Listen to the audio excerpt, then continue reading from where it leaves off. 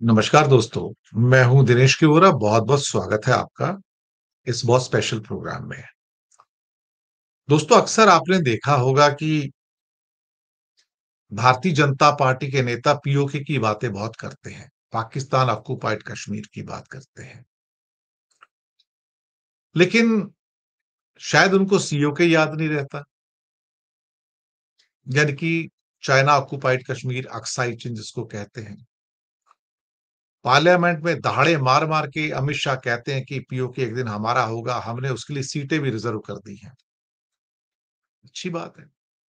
थोड़े अक्साई चीन के लिए भी सीटें रिजर्व कर देते, अच्छा होता। लद्दाख काउंसिल के अंदर उनकी भी सीटें आ जाती थी। हमें खुशी होती कि आपने अक्साई चीन की सीटें भी वहां रख दी हैं,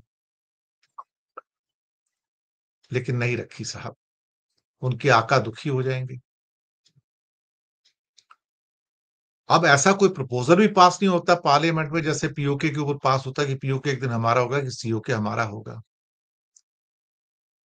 चाइना के मिनिस्टर्स जब इंडिया में आते हैं तो उनसे कभी अक्साई चीन के बारे में बातचीत ही नहीं की जाती। कभी उनसे कहा ही नहीं जाता कि भाई ये हमारा लैंड है, वापिस करो तुम उसको, तुमने 1962 में ले लिया था। और मोदी जी का क्या है, मोदी जी तो हर चौथे दिन नेहरू जी पे अटैक करते रहते हैं कि तुमने भारत का बंटवारा किया, तुमने भारत का एक अंग खो दिया, तुम लड़ाई हार गए, तुम जंग हार गए। क्या है ना कि कोई जैसे झगड़ालू झगड़ालू किस्म के व्यक्ति होते हैं ना, खुद से तो कुछ होता नहीं, तो दूसरों पे अटैक करते रहो, दूसरे को बदनाम करते रहो। क्या है ना कि नेहरू जी पढ़े लिखे आदमी थे और ये चौथी क्लास पास हैं। तो चौथी क्लास पास में और पढ़े लिखे आदमी में फ़र्क तो होता है ना अल्टीमेटली। सोफिस्टिकेशन होता है, डिसेंसी होती है, सिविक सेंस होती है, और मोदी जी के अंदर सिविक सेंस तो है नहीं।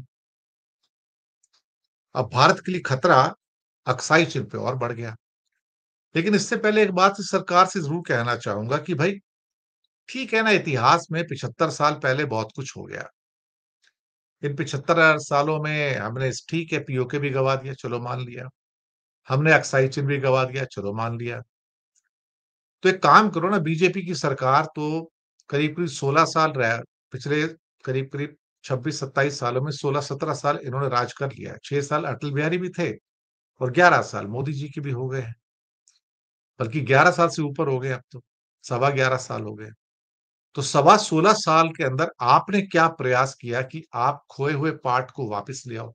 चाहे वो पीओके था या अक्साई चिन था, कोई आपने कोशिश की है क्या? नहीं। दूसरे को ताड़ना बहुत अच्छा है, बहुत अच्छा है। कोई ऐसी कोशिश नहीं की इन्होंने कि भई हम भी उनसे बातचीत करके, युद्ध करके अपनी ज़मीन वापस ले लें। क्या वापस ली क्या? नहीं। चीन का तो शिकंजा और कड़ा हो गया, क्योंकि अक्साई चीन के अंदर अब वो रेलवे बनाने जा रहे हैं। और चाइना का क्या है ना, एक बार को रेलवे बनानी शुरू की तो 2-3-4 साल के अंदर बना के खत्म कर देता है। वो कोई 25 साल तक थोड़ी बनाता है। और चाइना को अब अनुभव हो गया है तिब्बत के अंदर रेलवे लाइनें बिछाने का। अब तो उसने बहुत सारी 4-5 लाइनें बिछा दी हैं, और वो भी हाई स्पीड वाली रेलवे है सारी, करीब-करीब 200, 250, 300 किलोमीटर की स्पीड पे चलने वाली उनकी रेलवे है वो, कोई छोटी-मोटी नहीं है। और साथ में वो नेपाल को भी जोड़ रहा है, काठमांडू को भी जोड़ रहा है वहाँ से। तो कहीं न कहीं चाइना का शिकंजा तो कसता जा रहा है। अक्साई चीन के अंदर रेलवे बन रही है, भारत सरकार ने कोई इन्फॉर्मेशन भी नहीं दी। वो तो सैटेलाइट वाले हैं भाई साहब, इन्फॉर्मेशन देते रहते हैं। ये तो कभी इन्फॉर्मेशन भी नहीं देते हैं कि हमारे बिल्कुल बॉर्डर पे अरुणाचल में और लद्दाख के अंदर चाइना रेलवे बना रहा है हमारे सिर पे बैठ के। अब तो सिर्फ सड़कों की, हाईवे की तो बात छोड़ दो, या हवाई अड्डों की बात छोड़ दो, रनवे की बात छोड़ दो, हेली बेसिस की बात छोड़ दो, तो रेलवे बना रहा है तो कोई खबर ही नहीं सर। और तो और कंडीशन ऐसी है कि जो हमारे चैनल्स हैं वो भी अक्साई चीन के ऊपर खबर देने से पीछे हट जाते हैं। जहाँ पीओके के ऊपर अगर कोई छोटा-सा वहाँ प्रदर्शन हो जाएगा तो बढ़ा-चढ़ा कर बताएँगे, बस पीओके तो अलग हो गया। लेकिन अगर चाइना ऑक्युपाइड कश्मीर में कभी कुछ हो जाए ऐसा, तो इनकी खबर नहीं बनती है वो। क्योंकि वो डरते हैं कि भई, वो कहते हैं इसको खबर को मत दिखाओ। ऊपर से आदेश है, अक्साई चीन के बारे में मत बताओ। चलो, अब रेलवे कहाँ आ रही है, उसके क्या खतरे हैं, थोड़े उसके बारे में बात कर लेते हैं। तो नक्शे से आपको बता दें अक्साई चीन है कहाँ, जिसके अक्साई चीन के बारे में ना बहुत कम लोग जानते हैं, मैं आपको बताऊँ। लोगों को नॉलेज ही नहीं है अक्साई चीन के बारे में, बिल्कुल भी नॉलेज नहीं है उसके बारे में। कोई हो सकता है 1000 में से किसी एक व्यक्ति को, 10,000 में किसी एक व्यक्ति को अक्साई चीन के बारे में थोड़ा बहुत ज्ञान होगा तो होगा। ये अक्साई चिन का एरिया मैंने इंडिया के नक्शे में जो कश्मीर का नक्शा है उसमें दिया हुआ है। नीचे जो पीला वाला हिस्सा है, ये जम्मू वाला पार्ट है और जो ऊपर गिलगित बाल्टिस्तान का पार्ट है, वो पाकिस्तान का पार्ट है। पाकिस्तान लिख नहीं सकते क्योंकि हमारा फिर चैनल बैन हो जाएगा। आप उसको पीओके भी नहीं लिख सकते अब तो। और जो एलओसी के जो येलो लाइन दिखाई हुई है, येलो पार्ट में उसके जो छोटा-सा पतला स्ट्रिप है, वो भी पाकिस्तान का, जिसे आज़ाद कश्मीर कहा जाता है। अब एक ब्लू पार्ट और जो येलो पार्ट थोड़ा-सा वो हमारे पास है और ऊपर जो अक्साई चिन का एरिया है, वो साहब पूरा का पूरा जो है, ये चाइना का पार्ट है। इसके अलावा 1963 में एक शाक्सगम वैली थी, वो पाकिस्तान ने 5000 स्क्वायर किलोमीटर की है, वो चाइना को गिफ्ट कर दी थी। तो साथ में एक सियाचिन ग्लेशियर है, जिसके लिए हमेशा फाइट होती रहती है, आपको पता है। इंडिया की फौज भी वहाँ रहती है, पाकिस्तान की फौज भी वहाँ रहती है। तो ना पता लग रहा है वो हमारे हिस्से में, ना उनके हिस्से में। जहाँ तुम्हारी फौज है, वो तुम्हारा हिस्सा है, जहाँ उनकी फौज है, उनका हिस्सा है। और वहाँ पे लड़ाई होती नहीं कभी, लेकिन हर साल पचासों लोग वहाँ पे हिंदुस्तान के सोल्जर्स मर जाते हैं, क्योंकि वहाँ का सबसे बड़ा जो दुश्मन है, वो मौसम है। अब इसी अक्साई चिन का जो एरिया हमने इसमें बताया है, यहाँ पर चाइना ने अंदर से पहले एक हाईवे तो बनाया हुआ है उसने, जिनजियांग से आता हुआ, दूसरी साइड में जाता हुआ ल्हासा की ओर। लेकिन अब जो बीच में एक लाइन दिखाई गई है अक्साई चिन के साथ में, जो डिवीजन की लाइन है, वो एलएसी है, जहाँ लिखा हुआ है लाइन ऑफ एक्चुअल कंट्रोल। अब लाइन ऑफ एक्चुअल कंट्रोल के पैरेलल एक हाईवे बन रहा है, बल्कि बन के वो तो तैयार हो गया है और साथ में एक रेलवे लाइन बन रही है साहब। जी हाँ, रेलवे लाइन बन रही है और ये काराकोरम की पहाड़ियों में से होते हुए और अपर हिमालय में से होते जाएगी। यानी कि अक्साई चिन आपके हाथ से परमानेंटली जा चुका है, अब कभी ये आएगा नहीं और चाइना छोड़ दे, महाशक्ति है, कभी नहीं। अगर अगली तस्वीर में जाएँगे, अगर यहाँ पर देखें हम इसको, तो यहाँ पर भी आपको बहुत आराम से इस नक्शे के अंदर भी थोड़ा एक्सपेंड करके देखेंगे, तो आपको मालूम पड़ेगा कि जो एलएसी है, वो तो रेड डॉटेड लाइन के अंदर हमने दिखाया हुआ है। इसमें आपको बाकी एरियाज़ भी जो काराकोरम के पासेस है, वो भी हैं। इसमें कुछ जो लेक्स हैं, जो अक्साई चिन के अंदर है, वो भी दिखाई गई है, जिसमें एम्टोगोर सो है, इसपे खास तौर से एक लिंगाजी तंग प्लेन्स भी हैं, वो भी दिखाए गए हैं। तो और जो क्या कहते हैं कि पैगोंग लेक है, उसका 2 1/3 हिस्सा भारत में है और 2/3 हिस्सा जो है वो चाइना के अंदर काउंट किया जाता है।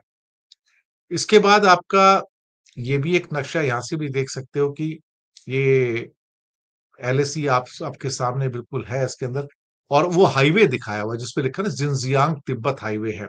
तो जिनजियांग ऊपर का जो साउथ वेस्ट का चाइना का प्रोविंस है उसको जिनजियांग कहा जाता है और वहां से ये सारा का सारा नीचे तिब्बत को होके यानी कि ल्हासा की ओर ये जाता है जहां पर वो क्या कहते हैं कि मोनास्ट्री है वहां पे सारी की सारी बुद्धिज्मा की ल्हासा के अंदर जिसको तिब्बत का राजधानी भी कहा जाता है।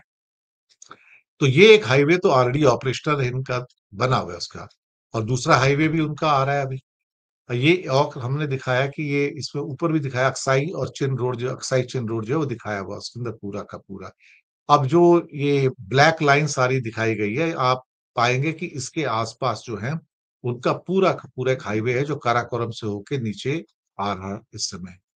एक और फ़ोटोग्राफ है, यहाँ से आपको थोड़ा और क्लियर करेंगे, चाइना के मैप के द्वारा बताने की कोशिश करेंगे कि ऊपर जो ज़िनजियांग का जो प्रोविंस है जो कि क्या कहते हैं नॉर्थ वेस्ट का प्रोविंस है और साउथ वेस्ट के अंदर आपका जो ल्हासा का सारा एरिया आ जाता है।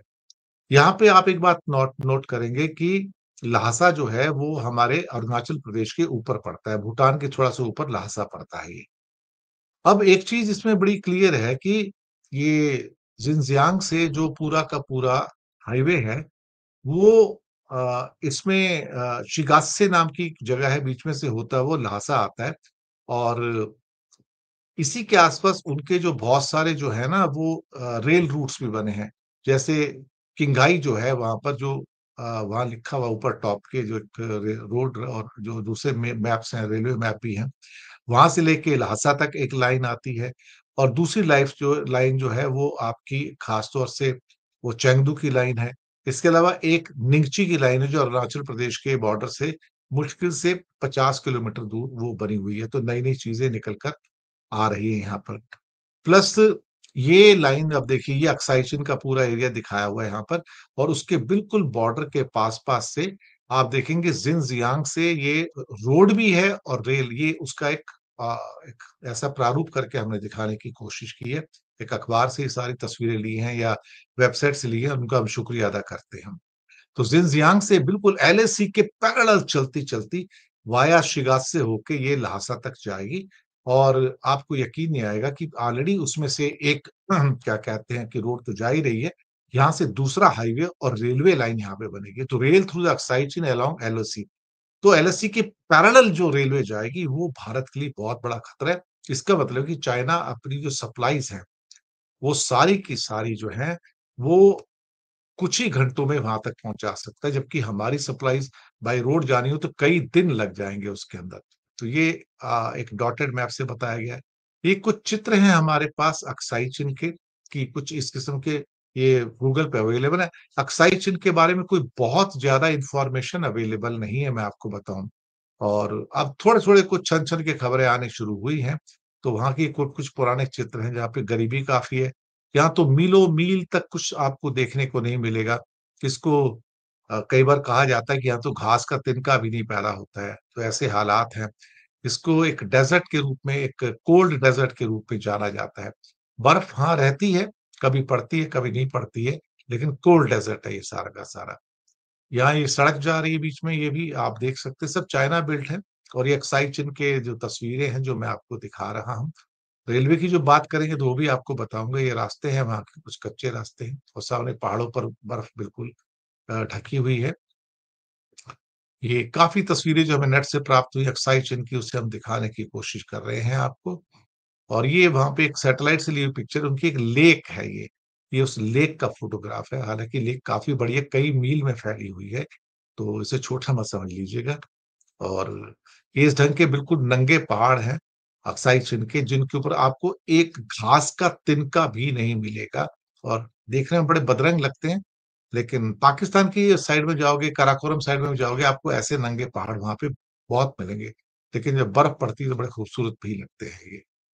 और इस किस्म के बैरन एरियाज़ हैं, मतलब आबादी नाम की तो कोई चीज़ ही नहीं है, और मीलों-मील तक आपको कोई ना आदमी नज़र आएगा, ना बस्ती नज़र आएगी, कुछ यहाँ पर आपको नज़र आने वाला नहीं है।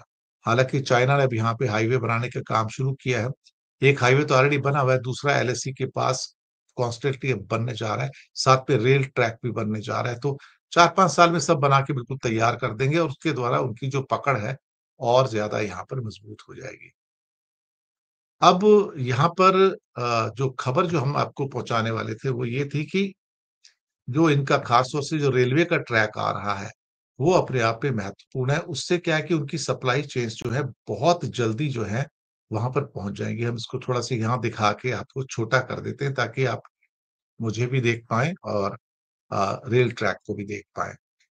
अब ये क्या है कि 2000 किलोमीटर का ये जो कॉरिडोर होगा, ये भारत के लिए बहुत बड़ा होगा। और ये पहली बार ऐसा होगा कि जो नॉर्थ वेस्ट चाइना को साउथ वेस्ट चाइना से जोड़ेगा। नॉर्थ वेस्ट चाइना क्या है? ज़िनजियांग है, और साउथ वेस्ट चाइना के अंदर तिब्बत का ल्हासा एरिया आता है। ये उसको पहली बार रेल लाइन से कनेक्ट करेगा। एक यही मिसिंग लिंक है चाइना के अंदर। बाकी सारे के सारे जो लिंक्स हैं, वो अ, वेल कनेक्टेड है by roads and by railways. क्योंकि पिछले कई सालों में जब से तिब्बत को जोड़ा था वहाँ पे किंघाई रेलवे के द्वारा, तो वो बहुत बड़ा एक अचीवमेंट था। और अब 15,000 फीट की ऊँचाई पर, 17,000 फीट की ऊँचाई पर चाइना को रेलवे लाइन बनाने की आदत हो गई है। उसे पता है कि इतनी ठंड में -60 डिग्री टेम्परेचर में रेलवे लाइनें कैसे बनाई जाती हैं। और यहीं पे G219 नेशनल हाईवे है जो एलएसी के पास-पास से गुजरता है, और वहीं पर साथ में उसके पैरेलल रेलवे लाइन भी आएगी, जो नॉर्थ वेस्ट और साउथ वेस्ट चाइना को पहली बार जोड़ने जा रही है। जो ज़िनजियांग इसमें दिया हुआ है हमारे पास, वो ज़िनजियांग जो है नॉर्थ वेस्ट होता है, और जो ल्हासा है वो साउथ वेस्ट हो जाता है। तो चाइना इस प्रोजेक्ट पे काम करना शुरू करेगा। ये चाइना का सबसे एम्बिशियस प्रोजेक्ट है, और सबसे बड़ी जो रेल परियोजनाएँ हैं, ये उसका एक हिस्सा है। कहने को तो कहा जा रहा है कि नई दिल्ली इससे नाराज़ है, खुश नहीं है, लेकिन नई दिल्ली का तो कोई वक्तव्य ही नहीं आया इसके ऊपर लेके। अंदर नाराज़गी करने से क्या होता है, दफ्तर में बैठ के नाराज़ होते रहो। और ये रेलवे लाइन ज़िनजियांग में एक होतान सिटी है, जी हाँ, होतान सिटी ज़िनजियांग के अंदर। वो तिब्बत के शिगात्से से होते हुए ल्हासा के साथ वो कनेक्ट करेगी। जी हाँ। यानी कि जो मैंने ये तस्वीर दिखाई ना, ये ज़िनजियांग के अंदर जो उनका होतान सिटी है, वहाँ से नीचे तिब्बत में आप पाएँगे शिगात्से है और शिगात्से से आगे ल्हासा दिखाया हुआ है। तो ये वहाँ पर उसको कनेक्ट करेगी जाकर पूरा का पूरा। तो नॉर्थ वेस्ट चाइना को ये साउथ वेस्ट चाइना से कनेक्ट करेगी। भारत की चिंता ये है कि ये एलएसी के काफ़ी करीब से गुज़रेगी। एक तो ऑलरेडी उसपे एक हाईवे उनका बना हुआ है, दूसरा हाईवे ये एलएसी के पास बन रहा है जो जी 219 है, अब इसके साथ ये रेलवे लाइन बनेगी। तो ये वो हिस्सा है जो 1962 में चीन ने अपने कब्ज़े में ले लिया था। अब मुसीबत ये है कि ये जो साउथ चाइना मॉर्निंग सी की एक पोस्ट की एक रिपोर्ट आती है कि जी 219 नेशनल हाईवे के पास से ये रेलवे लाइन गुज़रेगी और रेलवे लाइन को इस हाईवे से बीच-बीच में कनेक्टिविटी मिलेगी ताकि अगर कभी रेलवे लाइन में प्रॉब्लम हो तो बाय रोड वहाँ तक पहुँचा जा सके। तो 2000 किलोमीटर का लंबा एक किस्म का ये सड़क और रेल नेटवर्क जो है, ये इस टाइम अंडर कंस्ट्रक्शन है। सीधे तौर पर देखा जाए तो भारत की नेशनल सिक्योरिटी को बहुत खतरा भी होगा और चाइना बहुत आसानी से एलएसी के किसी भी कोने में क्योंकि पूरी एलएसी को कवर करता है, तो ये वहाँ पर अपनी हथियारों की सप्लाई एक बहुत जल्दी यानी कि कुछ ही घंटों में पूरा कर सकता है, दिनों की तो बात छोड़ दीजिए। तो रेलवे का जो पहला जो उसका पार्ट है वो शिगात्से से पकुत्सो तक होगा। शिगात्से से पकुत्सो तक ये रेल लाइन रोहतक और वास्तविक नियंत्रण रेखा के चीनी हिस्से में पैगोंग लेक के आसपास से होकर भी गुजरेगी। अब ये कहा गया है कि पूरे ल्हासा के आस-पास, यानी कि जो तिब्बत की राजधानी है, उसमें ल्हासा से 5000 किलोमीटर का पूरा क्या कहते हैं कि हिमालयन रेल नेटवर्क जो है वो स्थापित कर रहा है इनका लक्ष्य। काफ़ी तो हो चुका है इनका ऑलरेडी। और ये रेलवे लाइन जो औसतन जो 4500 मीटर से ज़्यादा की ऊँचाई पे यानी कि करीब 16-17 हज़ार फीट की ऊँचाई से गुजरेगी। और यहाँ पे उसके रास्ते में ग्लेशियर आएँगे, जमी हुई नदियाँ आएँगी, परमाफ्रॉस्ट आएँगी और एक 3 लाइनें तो ऑलरेडी बना चुका है चाइना वहाँ पे। एक किंगहाई तिब्बत की लाइन है, एक ल्हासा शिगात्से की लाइन है और एक ल्हासा निंगची। निंगची अरुणाचल प्रदेश के बिल्कुल ऊपर है वो लाइन 50 किलोमीटर की दूरी पे आके अरुणाचल में खत्म हो जाती है। तो आप सोचिए कि जो लाइन 50 किलोमीटर दूर है, फिर आगे हाईवे से स अरुणाचल के बॉर्डर तक वो रोड्स नेटवर्क है, तो चाइना ने कितना ज़्यादा डेवलपमेंट वहाँ पे किया है। और अब ये जो नॉर्थ वेस्ट चाइना को साउथ वेस्ट चाइना से जोड़ने का जो रेल नेटवर्क है, ये अपने आप में काफ़ी महत्वपूर्ण होगा। तो ज़िनजियांग को तिब्बत की लाइनों का जो इनका जो स्ट्रैटेजिक इम्पोर्टेंस है, वो बाकी लाइनों से भी ज़्यादा होता है। क्योंकि जैसे मैं बार-बार कह रहा हूँ कि नॉर्थ वेस्ट चाइना को साउथ वेस्ट चाइना से सीधे जोड़ेगी और ये पहली बार ऐसा होगा। और नीचे वाली लाइन तो अरुणाचल प्रदेश के बिल्कुल सीमा तक आ जाती है और भारत अपनी चिंताएँ पहले उसके ऊपर जता भी चुका है। अब ज़िनजियांग और तिब्बत लाइन की योजना जो थी बेसिकली रेल लाइन की 2008 में बननी शुरू हुई थी। लेकिन उस समय चाइना शायद इतना अमीर नहीं था आज से 17 साल पहले, अब धीरे-धीरे और अमीर हो गया है। तो मई 2022 में होतान और शिगात्से पाठ के लिए जो सर्वेक्षण शुरू हुआ था, जो हमारी तस्वीर जो मैं अब दिखा रहा हूँ आपको, उसमें शिगात्से पाठ दिखाया हुआ है। तो शिगात्से जो कि आप फिर से देख सकते हैं, थोड़ा बड़ा कर दूँगा। ज़िनजियांग के अंदर होतान है। होतान से लेके जो शिगात्से का पार्ट है, ये मिसिंग लिंक है और यही वो लिंक है, जो हमारे सो कॉल्ड अक्साई चिन से भी होकर गुज़रेगा और ये सबसे कठिन पार्ट होगा। जी हाँ, सबसे कठिन पार्ट है ये। और इसका सर्वेक्षण वगैरह सब 2022 में और डिज़ाइनिंग पूरा हो गया था और 2025 में चाइना ने ये कहा था अप्रैल में कि ज़िनजियांग तिब्बत की जो रेलवे लाइन है, चाइना के 45 जो सबसे बड़े प्रोजेक्ट्स हैं, ये उनमें से एक है और 2025 में इसका कंस्ट्रक्शन स्टार्ट होगा।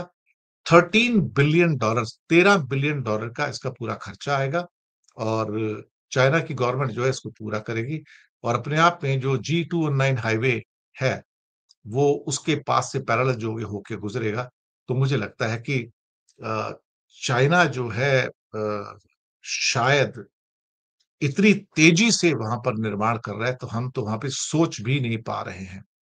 और ये जो प्रोजेक्ट है, भारत के लिए शायद चिंताएँ बढ़ाएगा, क्योंकि रेलवे लाइन का होना अपने आप में ही किसी भी सप्लाई चेन को कुछ ही घंटों के अंदर वहाँ पहुँचाने जैसा है और चाइना की जो जितनी भी सप्लाई चेन्स लाइन्स हैं, जो रेलवे की बहुत फ़ास्ट है, वहाँ पे 180 किलोमीटर इन पहाड़ों में 180 किलोमीटर, 200 किलोमीटर, 150 किलोमीटर स्पीड से गाड़ियाँ चल सकती हैं।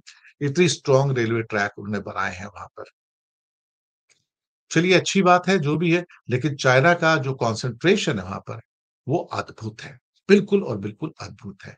और भारत के लिए चिंता होनी चाहिए क्योंकि भारत का लद्दाख के अंदर ऐसा कोई सेटअप नहीं है या अरुणाचल में ऐसा कोई सेटअप नहीं है, जहाँ पे आप अपने बॉर्डर के पास से रेलवे लाइनें बिछाओ और सप्लाई चेन को मजबूत करो। हो सकता है हमारे पास रिसोर्सेज की कमी हो या हो सकता है हमारे विल पावर की कमी हो, लेकिन अक्साई चीन के अंदर डेवलपमेंट और भारत विरोध नहीं करता है, तो वो तो मैंने शुरुआत में कहा था ना, पाकिस्तान ऑक्युपाइड कश्मीर है तो आदमी भारत सरकार चीख-चीख के बोलती है। लेकिन चाइना ऑक्युपाइड कश्मीर के ऊपर 38,000 स्क्वायर किलोमीटर के ऊपर भारत सरकार ऐसे चुप्पी साध लेती है जैसे वो हमारा देश ही नहीं है। अफ़सोस है, लेकिन अंग्रेज़ों की गुलाम पहले इन जैसे लोग इनके आका हुआ करते थे बीजेपी सरकार के। अब ये बीजेपी शी जिनपिंग के गुलाम हैं। उनके आगे तो कुछ बोलते नहीं साहब, क्या करूँ? बहुत-बहुत शुक्रिया आपका, आप हमारे साथ आए, चैनल को सब्सक्राइब कीजिएगा, हो सके तो छोटी-छोटी आर्थिक मदद कर सकते हैं। नीचे हमने आपके लिए यूपीआई नंबर और बैंक अकाउंट नंबर भी दिए हैं, किसी एक को चुनकर छोटी-सी मदद करेंगे, तो अच्छी जर्नलिज़्म को आगे बढ़ाने में आप हमारे सहयोगी भी बनें। तो आशा है आपको ये स्पेशल एपिसोड पसंद आया। शुक्रिया आपका, बहुत-बहुत मिलते हैं अगले अंक में। धन्यवाद आपका।